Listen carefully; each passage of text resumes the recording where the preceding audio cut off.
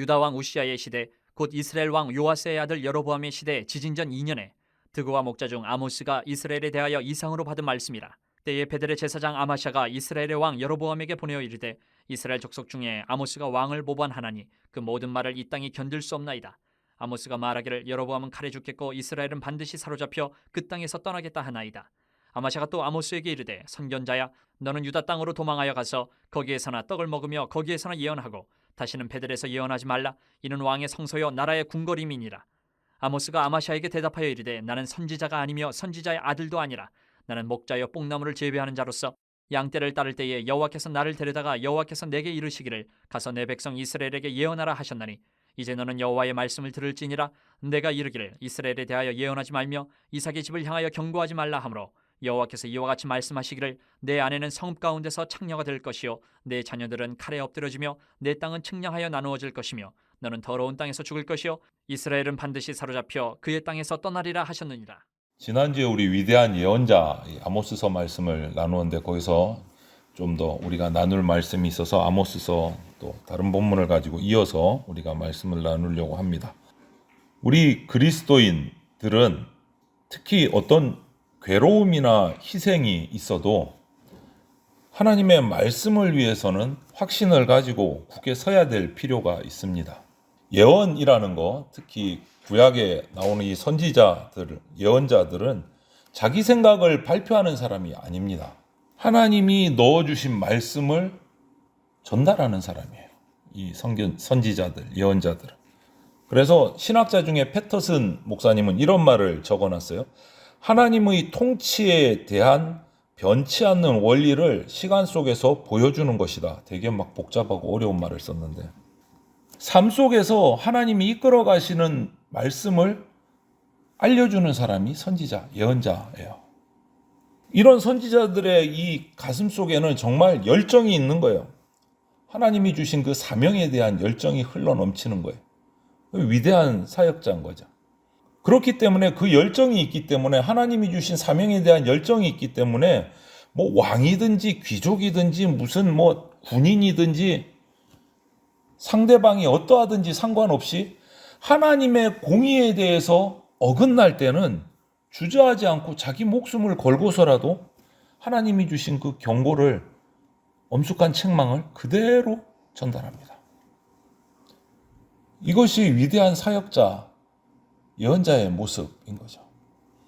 그래서 오늘 보면 또 그 한 예가 나와요. 7장으로 넘어가서 보면 7장 10절부터 13절에 보면 아마샤라는 제사장이 등장을 합니다. 북이스라엘 베델의 제사장이에요.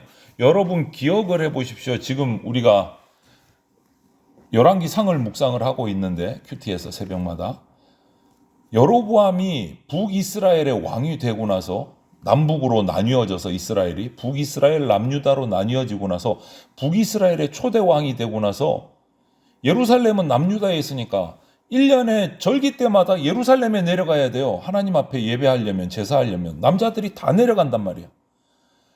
그러면 자기한테 또 돌아오지 않을까봐 두려우니까 내려가지 못하게 하고 베델과 단에다가 북쪽 북이스라엘 베델과 단에다가 황금 송아지 우상을 만들어 놓고 여기 제사하라. 절기도 자기 마음대로 바꾸고 이랬단 말이에요. 그런데 그 베델의 제사장이 누구냐? 아마샤예요. 이 아마샤가 어느 날 여로보암 왕에게 전가를 합니다. 왕이요, 아모스라는 남쪽의 선지자가 지금 올라와서 왕을 모반하고 있다고 보고를 하는 거예요. 반역을 일으키고 있습니다. 그리고 아모스가 전하는 말을 전달해요. 머지않아서 11절 말씀인 거죠. 머지않아서 여로보암 왕은 칼에 맞아 죽을 거고 이스라엘 백성들은 전부 포로돼서 끌려갈 겁니다. 이렇게 전하고 있습니다. 왕이요, 이거 그냥 두면 되겠습니까? 이건 거죠. 당연히 이 보고를 들은 여로보암 왕은 가만히 있지 않을 겁니다. 그래서 아모스는 이 말씀을, 하나님이 주신 말씀을 북이스라엘 땅에 가서 전하고 나서 계속 전하고 있는 거예요. 돌아다니면서 전하고 있는데 이제 여로보암에게까지, 왕에게까지 그 소식이 들어갔습니다. 이제 언제 군사들을 동원해서 자기를 잡아서 죽일지 모르는 상황이에요. 이 상황에서 그렇게 전달해서 아모스가 죽도록 압력을 가하고 아마샤는 조용히 아모스를 찾아갑니다. 빨리 너 유다 땅으로 내려가서 거기로 피해서 그냥 안전한 데서 지내라. 이렇게 권유를 해요. 이 아마샤 이 우상 제사장의 이 권유는요, 아모스로 하여금 여로보암 왕을 화나게 하지 말고 네가 지금 북이스라엘 땅 우리나라에 와서 이렇게 예언하는 거 그만하고 빨리 내려가서 너 생명이나 보존해라. 이 말인 거예요. 더 이상 예언하지 말라는 거죠. 하나님 말씀 전하지 말라는 거예요. 그런데 여러분, 우리 인간의 생명이라는 것이 그렇게 안 죽으려고 발버둥 친다고 안 죽어지는 거 아니고 죽겠다고 발버둥 치고 또 죽어지는 것도 아니에요. 하나님이 우리에게 주신 생명이 있어요. 기한이 있어요. 그래서 인간이라면, 하나님께 지음받은 그리스도인이라면, 말씀을 받은 자라면 정말 이 생명이 약동하는 삶을 살아야 되는 거예요. 하나님 말씀대로 살아야 되는 거예요. 세상 미혹에, 세상의 어떤 압박에 굴복해서 타협해서 피해서 살아서는 안 된다. 말해야 될 곳에서는 말하고 행동해야 될 곳에서는 행동하는 그리스도인이 돼야 된다. 그래서 오늘 선지자 이 아모스는 그런 압박에도 불구하고 두려움에도 불구하고 하나님의 말씀 넣어주신 대로 전달합니다. 두려움 없이 나가는 거예요. 여러분, 성도는 언제 어디서나 어떤 상황에서든지 진리를 진리라고 얘기해야 됩니다. 이것만큼은 타협해서는 안 되는 거예요. 앞서 이사모가 기도한 중에도 나왔는데 우리 마지막 주에 신앙 세미나 할 겁니다. 우리 재건교회 역사에 관해서 우리 선조들의 얘기를 듣게 될 건데 뭐 제가 하는 거 아니까 자세한 내용은 모르겠는데 오늘 이제 그 파워포인트 자료를 보내주셨어요. 강사 목사님이. 제가 쭉 정리를 하면서 보니까 그런 것 같아요. 우리 선조들이 어떻게 했는가, 세상과 맞서서 타협했는가, 어떻게 살았는가를 우리가 한번 사실을 보게 될 거예요. 세미나 때. 우리는 그리스도인이에요. 하나님의 말씀에 관해서는 타협이 안 돼요. 말씀을 말씀대로 전해야 돼요. 어떤 어려움이 있더라도 이것만큼은 말해야 되는 거예요. 그런 사람이 하나님의 위대한 사역자고 성도고 백성인 겁니다. 오늘 아모스의 모습이 그러합니다. 그런데 이 아모스가 얼마나 위대하고 정말 대단한 사람이었느냐, 그것을 오늘 14절부터 15절을 살펴보면 그렇지도 않아요. 정말 위대하고 뭔가 큰 일을 하고 막 엄청난 사람이었느냐, 그렇지도 않아요. 한번 살펴보세요, 여러분. 아마샤가 조롱하는 어조로 12절 13절에 이렇게 얘기하는 거예요. 너는 너희 나라 유대 나라에 내려가서 거기서 떡이나 먹으면서 예언해라. 여기서는 예언하지 말라. 그렇게 얘기를 하는 거예요. 아마샤가 아모스에게.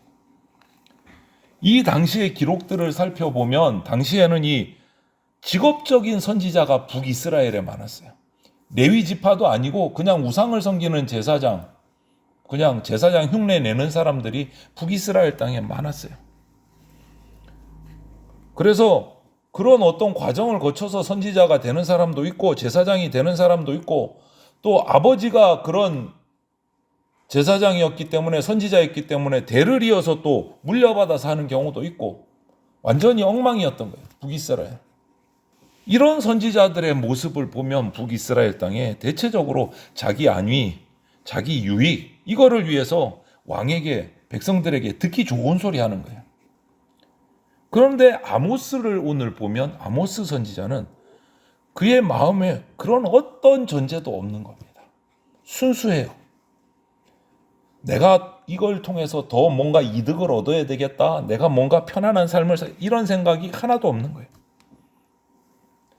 그리고 오늘 그 아마샤가 조롱할 때 내려가서 그냥 떡이나 먹고 너희 나라가 남유다 가서 거기서 예언해라. 여기서는 하지 말라. 이렇게 막 조롱할 때 그의 대답을 보면 우리가 느껴지는 게 자기가 선지자라고 불리는 것도 별로 안 좋아하는 거예요. 뭐라고 얘기합니까? 나는 선지자도 아니고 선지자의 아들도 아니다. 나는 선지자도 아니고 선지자의 아들도 아니다. 나는 그런 깜이 못 된다. 이렇게 전제하고 나서 자기를 소개. 나는 그냥 드고아 땅에서 양치는 목자고 뽕나무 재배하는 사람이다. 농부다. 목자다. 나는 선지자도 아니다. 다만 내가 그렇게 양치고 뽕나무 재배하고 있는데 어느 날 하나님께서 나에게 오셔서 너는 북이스라엘 땅에 가서 이렇게 외치라고 하셨기 때문에 나는 그냥 외칠 뿐이다. 정말 이 아모스는 순수한 사람인 거예요. 특별하게 뭐 선지자의 뭐를 받고 그런 것도 아닌 거예요. 자기는 그렇게 불리는 것도 싫은 거예요. 나는 그냥 목자고 뽕나무 재배하는 농부. 근데 하나님이 어느 날 나한테 가서 외치라고 하니까 나는 순종하는 것뿐이다. 얼마나 순수한 마음인지 우리가 여기서 보게 되는 거야. 우리는 아모스서가 있어서 아모스 선지자 우리 입에 붙었는데 성경을 읽다가 정작 당사자는 선지자라고 불리는 것도 싫은 거예요. 부담스러운 거예요. 난 그런 사람 아니다. 여러분, 하나님의 일에는 취소가 없습니다. 교회는요, 역사 속에서 핍박과 고난 속에서 성장해 왔습니다. 인간 역사 속에서 교회는 단 한 번도 편안했던 적이 없습니다. 항상 고난이었고 항상 핍박이었어요. 그런데 교회는 그 자리에서 계속 성장해 왔고 그 교회를 통해서 하나님이 하시는 일은 사역은 단 한 번도 취소된 적이 없어요. 하나님의 말씀이 적힌 성경은 그렇게 핍박받았는데도 지금 역사 속에서 가장 많이 사람들에게 알려진 책이 됐고 배포된 책이 됐어요. 이게 사람의 힘으로 가능할까요? 사람의 논리로 맞지가 않는 거예요. 여러분, 그렇기 때문에 우리가 하나님의 말씀을 타협하지 않고 진리에 관해서는 올바로 전하고 그 진리를 따라 하나님의 일을 사역을 감당하다가 내게 닥치는 핍박이나 어려움을 겪을 때 절대 실망하지 마십시오. 낙심하지 마십시오. 하나님은 당신이 계획하신 일을 우리를 통해서 반드시 이루십니다. 반드시 이루십니다. 다가올 어떤 육신의 고난, 염려 같은 거 생각할 줄 모르는 그러한 순수한 사람을 통해서 그런 일꾼을 통해서 하나님의 말씀은 전파돼 갑니다. 뭔가 특별한 사람이 아니에요. 아모스는 뭔가 특별하게 훈련받고 막 그런 사람이 아닌 거예요. 뽕나무 재배하다가 양치다가 어느 날 하나님이 음성 주셔서 그냥 가서 전하는 거예요. 순수한 거예요. 자기가 죽을 수도 있는데도 불구하고. 이런 사람을 통해서 하나님은 진리가 선포되게 하고 하나님의 사역이 이루어지게 하십니다. 하나님의 거룩한 역사가 이런 일꾼들을 통해서 시작되는 거예요. 이런 사람이 위대한 사역자예요. 그리고 마지막 16절 17절을 보면 인간의 권위를 가지고는 하나님의 말씀을 막으려고 시도하는 것은 정말 바보 같은 일이다.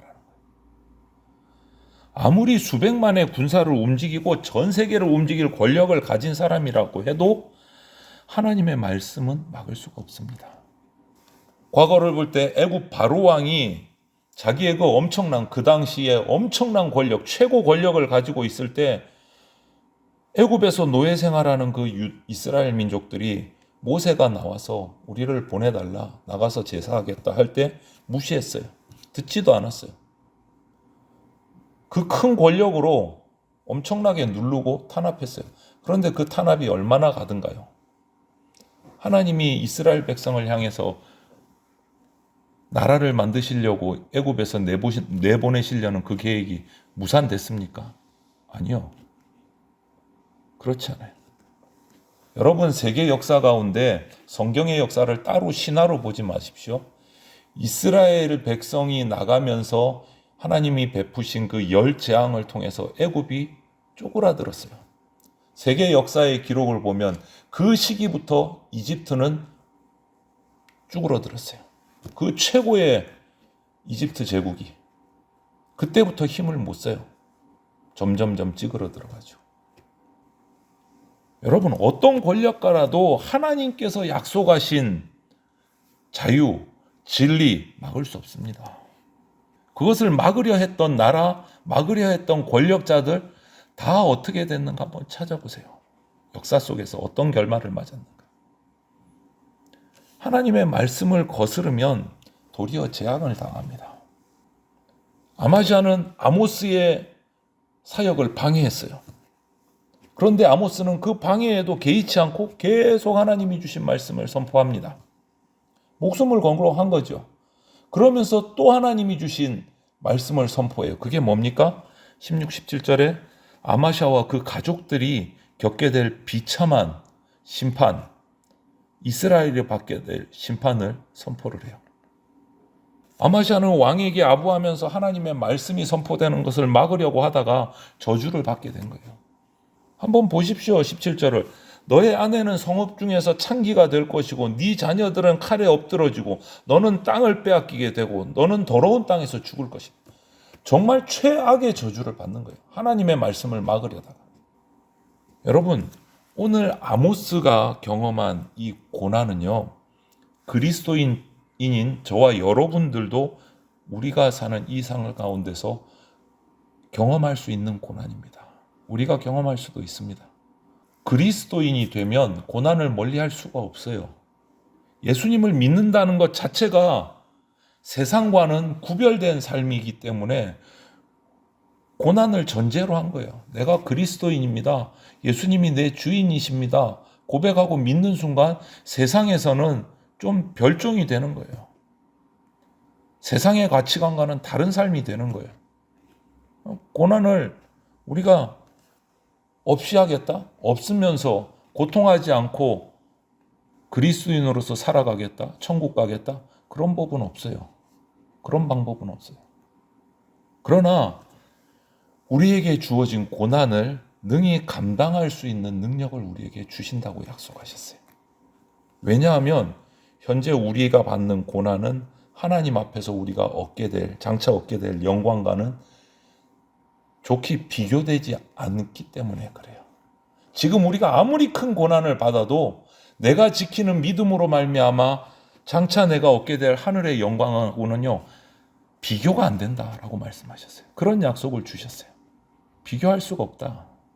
그렇기 때문에 우리는 고난을 맞서 싸워 이길 힘도 있고 근거도 있고 소망도 있는 거예요.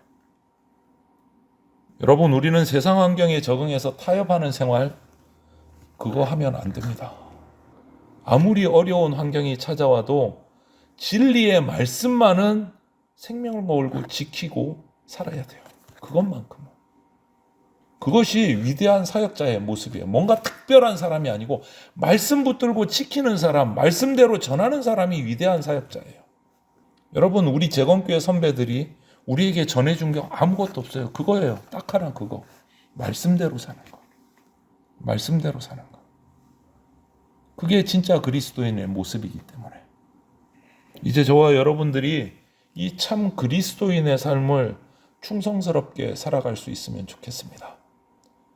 그리고 우리의 선배들이 우리들에게 그 모습을 전수해 준 것처럼 우리는 우리의 다음 세대에게 전수해 줘야 돼요.